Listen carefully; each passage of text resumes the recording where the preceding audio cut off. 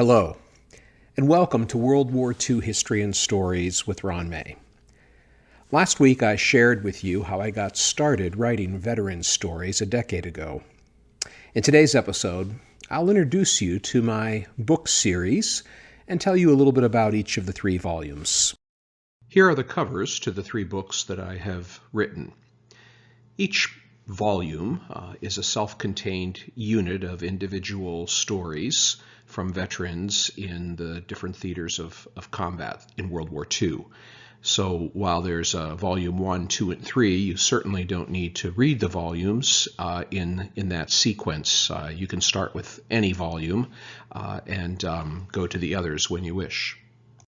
Each chapter begins with a name banner that identifies the veteran or subject's name, as well as underneath their branch of service, their unit, in this case a squadron group, and to the left and right of the banner you see a unit seal and a group seal.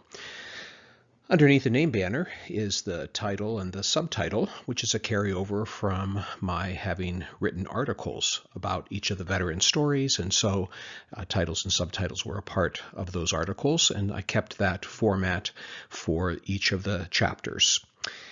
And underneath the title and the subtitle is the opening paragraph. The chapter is in AP, that is Associated Press style, again reflecting the history of these being articles first. So the veteran is usually referred to in the third person by last or first name.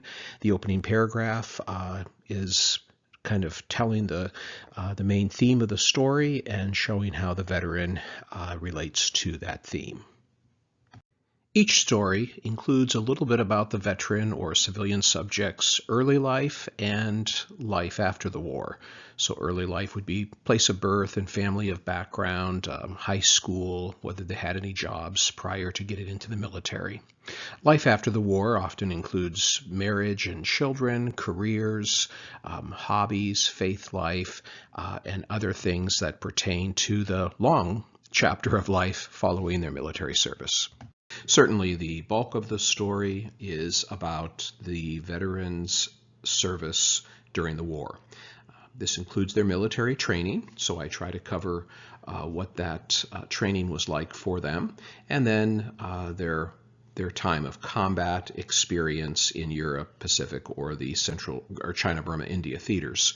And here I try to use as many quotes as possible so that the veteran is speaking for himself or herself about what they experienced. I try to put their experience into the broader context of what was going on in the war at that time and in that place, but the focus is certainly the veteran. One of the significant features in each of my volumes is the number of photographs that are contained in each story. At minimum, there are 8 photographs for a story, and often as many as 16, meaning that in one volume you'll get over 300 photographs. The old adage is a picture is worth 1,000 words, and so I can get a lot more words of a story in with adding photographs than adding individual words. But they help to further contextualize the veteran's experience and the war itself, what was going on in World War II. So some of those photographs are given to me by the veteran to use, and others I'm able to get online or in other means. So when you look at the table of contents for each of the 3 volumes, you'll find that they are that the stories are divided up into the theaters of war. So the European theater, North Africa, China, Burma, India, and the Pacific theater, and this was for volume 1. And then the veteran stories are arranged in alphabetical order by last name of the veteran, and you also see the title of each story. So just by looking at the table of contents, you have an idea of what that veteran story is going to be like, and it contextualizes it in the theater in which they fought. In my second volume, I added a section called On the Home Front, where I tell the stories of civilians and or veterans that served on the home front. And you'll find in Volume 3 the new section being Children and War. And so again, the subjects are arranged alphabetically by last name and according to that section. Each volume has some unique features. So in Volume 1, published in 2015, you're going to find the most stories out of any of the volumes, 36 veteran stories, but they're going to be shorter in length than in the preceding volumes that come because these were first mostly articles that were then expanded into chapter stories. You're also going to find the stories that include a story of a veteran in Africa and 2 veterans serving in the China-Burma-India theater, 17 in Europe and 16 in the Pacific.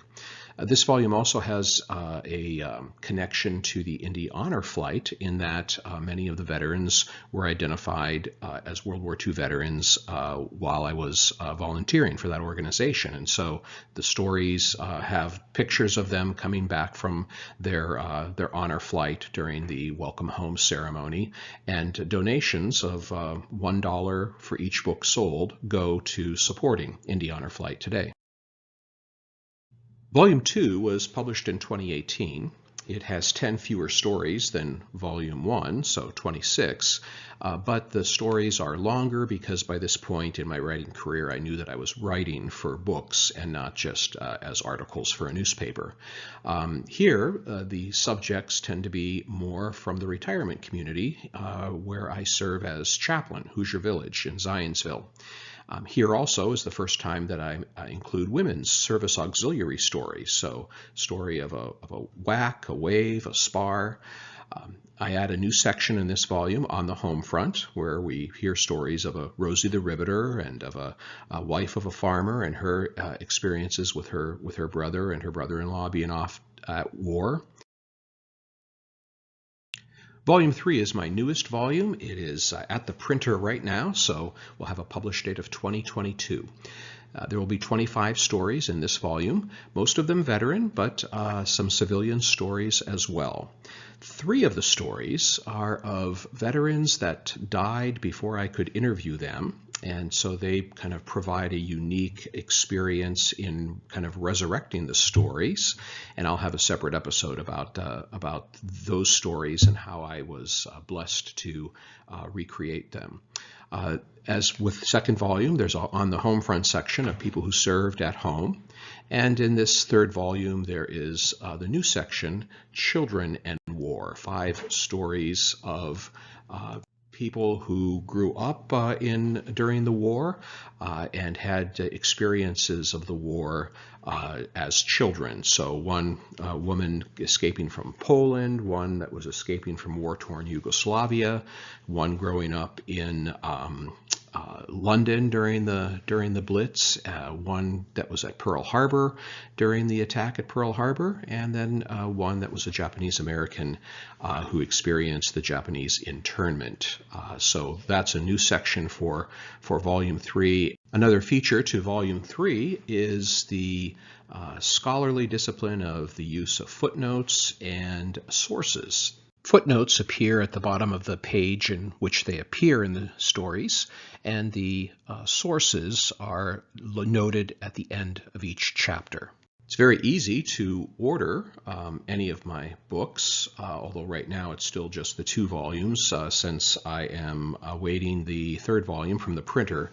But the best way to order books is to go to my website, ronaldpmay.com, and then you go to the author toolbar, the author link on the toolbar, and click that. You'll see that both volumes are listed there, Volume 1 and 2. Soon Volume 3 will be there, so you can click on the volume that you're interested in learning more about. And from there, you can, after reading the description, you can click Add to your cart and then just check out like you normally would with what other online stores and pay by credit card or PayPal, and then I ship the book directly to you.